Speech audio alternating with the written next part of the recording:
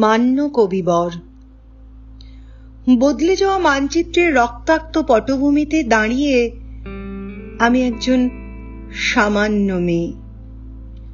আমাদের মতো মেয়েদের জীবনে আপনি এক আশ্চর্য স্বপ্নময় দ্বীপভূমি, যেখানে যাবার স্বপ্ন আমাদের উদ্দীপ্ত করে, আর যেখানে পৌঁছতে না পারা চিরকালীন গ্লানি আমাদের বিদীর্ণ করে, বিদ্ধ করে।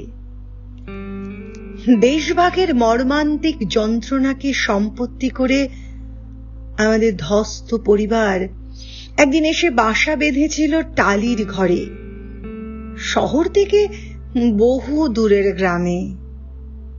বাবা কখনো দোকানদারি, কখনো ছাত্র পড়ানো, কখনো এটা সেটা করে প্রখর জীবন স্রোতে বউ ছেলে মেয়ে নিয়ে আজীবন চেষ্টা করেছেন ভেসে থাকতে, বেঁচে থাকতে। তার সম্বল বলতে কিছু ছিল না, না টাকা পয়সা, না আশা ভরসা। ছিল সাহস, আর ছিলেন আপনি।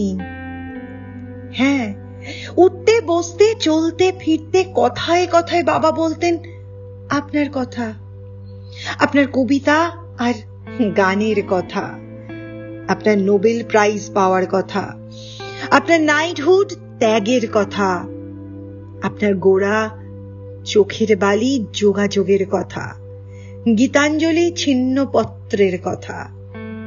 আর এসব কথা যখন বলতেন, দারিদ্র লাঞ্ছিত সেই দিনহীন মানুষটির সমস্ত চোখ মুখ ভরে জ্বলে উঠত আলো।